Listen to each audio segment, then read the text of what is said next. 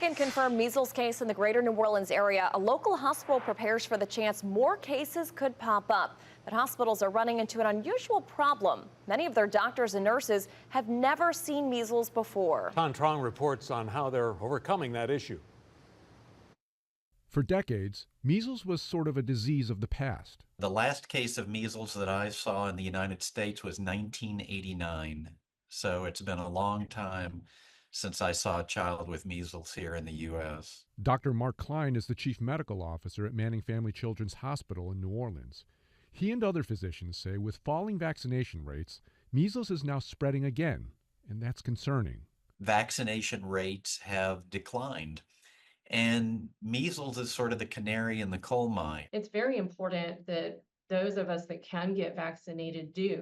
According to the CDC, cases of measles had dramatically declined by the early 1980s, and by 2000 it was declared that measles was eliminated in the U.S.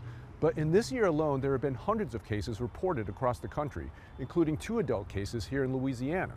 And because there's been such a gap between the last time measles was a medical issue in the country, both Children's Hospital and Ochsner Health System are now training their staff to better identify the highly contagious and potentially deadly disease. Most of our healthcare providers are too young to have ever personally seen a case of measles. Most of our providers were trained in eras when measles had been largely eradicated in the United States. Dr. Catherine Baumgarten is the medical director for infection prevention at Ochsner Health.